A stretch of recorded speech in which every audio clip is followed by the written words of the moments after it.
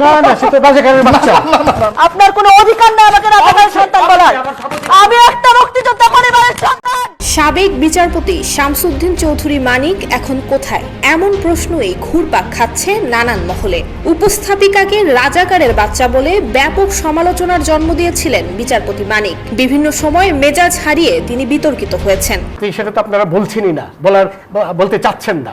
যে আমরা শোনেন, সকল শোনেন, যারা আমাকে বলতে দেন please, please let me speak.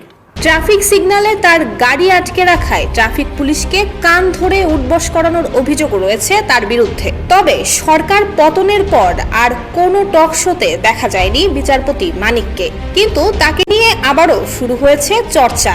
জানা গেছে রাজধানীর গুলশানে যে সরকারি বাড়িতে তিনি বসবাস করতেন, সেই বাড়ির ভাড়া এখনো পর্যন্ত পরিশোধ করেননি তিনি। বাড়ি ভাড়া, গ্যাস এবং পানির বিল বাবদ মোট টাকার পরিমাণ দাঁড়িয়েছে 14,19,200 টাকা। গুলশানে 35 নম্বর সড়কের একটি সরকারি বাড়িতে থাকতেন বিচারপতি মানিক। 2012 সালের নভেম্বরে ওই বাসায় ওঠেন তিনি। অবসরের পর সেটি 2016 সালের এপ্রিলে ছাড়ার কথা থাকলেও পরবর্তীতে আরো 2 বছর থাকবেন জানিয়ে সরকারি আবাসন পরিদপ্তরকে চিঠি দেন তিনি, কিন্তু আবাসন পরিদপ্তর তাকে 6 মাস থাকার অনুমতি দেয়।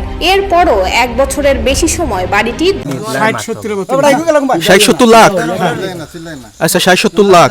আচ্ছা ওরা নিয়ে গেছে নৌকালাও সাথে নিয়ে নিছে?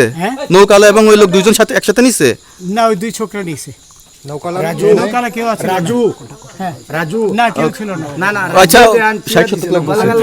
ওনাদের ফোন নাম্বার আছে আপনার কাছে? জানা দিছে? কিছু নাই, আমার ফোন নাম্বার সব নিয়ে গেছে। আমরা তো বিচারপতি খালি কাউন্টারে দিবেন না, যদি সত্য কথাটা বলেন। আপনি কত টাকা কন্টাক্টে আসছেন? আমি 15,000 টাকা ওদের বলছিলাম, ওইটা আমি দিছি। কিন্তু পরে এই 2 ছেলে আমার মাইরা ধইরা এই মাইটটা কোন জায়গায় মারছে ভাইয়া? বর্ডারে আনিয়া মারছে না ভিতরে, তারের ভিতরে, ইন্ডিয়ার ভিতরে? ইন্ডিয়ার ভিতরে।